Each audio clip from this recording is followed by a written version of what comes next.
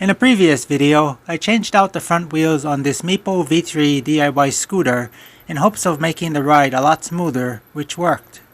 I want to have the same sized wheels on the rear, but the modification won't be as simple because the original rear wheels contain the motor.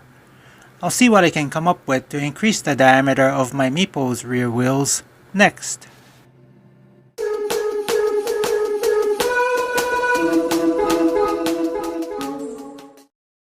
I actually spent quite a few months thinking about this. The idea I finally decided to try was to take a scooter wheel similar to what's on the front and see if I could cut out the hub of it and mount it over the existing Meepo skateboard wheel. I'm going to start out cutting the spokes with a jigsaw. This is going to be a very rough and inaccurate cutting process of removing the center of the scooter wheel. This step is not meant to get the scooter wheel to fit over the Meepo wheel yet. Because the spokes are so thick, I want to first get the spokes out of the way before I start fine-tuning the fit of the scooter wheel. I want to cut the spokes off as close as possible to where it connects to the rim of the wheel, without cutting away any part of the rim. Using the jigsaw, I'll chip away at the spoke, taking my time to avoid damaging the rim. This process is a little time-consuming, but it'll make it easier for the fine-tuning, which can actually be the time-consuming step. What you see here is me removing the table saw drop-in from my power tool table and replacing it with my router drop-in. What I decided was to see if my flush trim bit could remove what's left over of the spoke and leave the cut surface flush with the rest of the rim. With the router, I can adjust the bit to the height of the wheel so it will route out a nice flat surface across the face of the rim.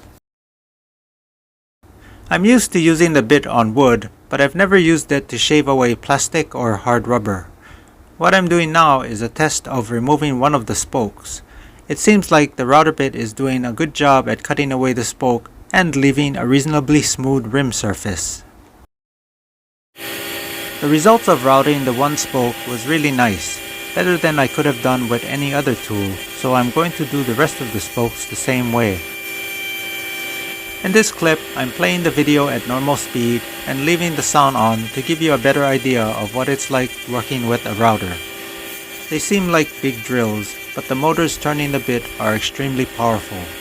Where a drill would stop turning if a bit got stuck in the piece you are working on, a router won't stop. Either the bit will snap in two, or the piece being worked on would get violently thrown in some direction.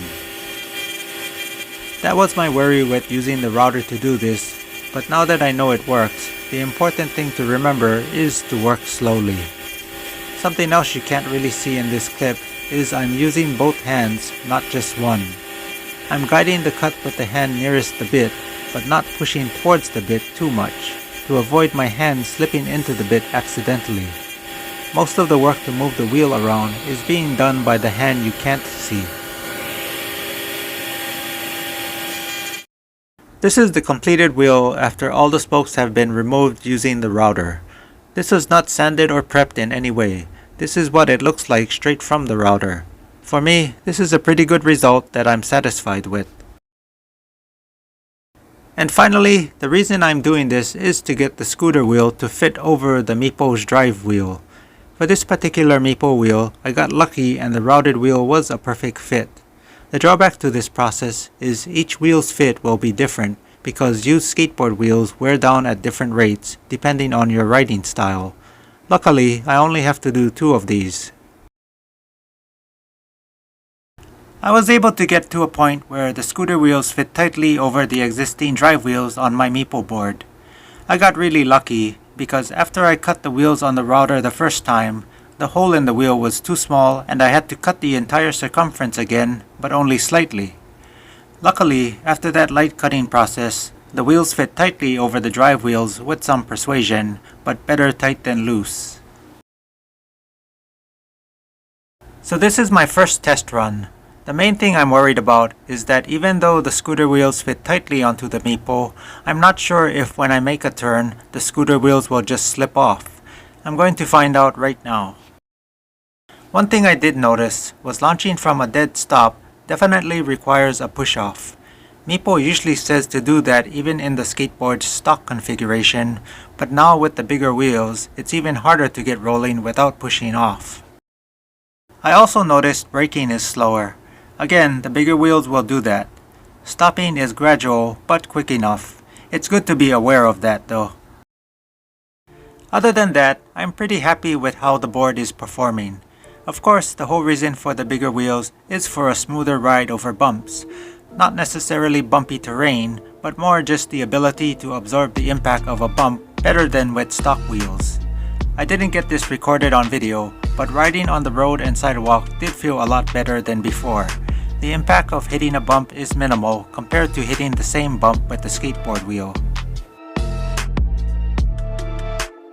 I also went down to the nearby beach park where the sidewalks are wider and a lot safer for pedestrians and devices to share the path.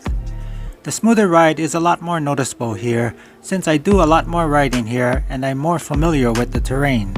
The bumps are not completely gone. I still feel them, but the impact upon hitting a bump is noticeably absorbed by the bigger wheels. The Meepo has 4 settings of power and braking: low, mid, high, and pro. Where I used to ride my Meepo with the accelerator set to mid and the brakes set to pro, I now have the accelerator and the brakes both set to pro. I'm probably going to set the accelerator back to mid and work my way up if needed. I did lose torque with the larger wheels, but lowering it to mid and pushing off to start, riding only on the sidewalk, and limiting my speed shouldn't be too much of a bother. I hope you too can make the ride on your electric skateboard a lot smoother with this wheel swap modification. Leave your questions and comments in the comment section below. That's all I have for now, and I'll catch you in the next video.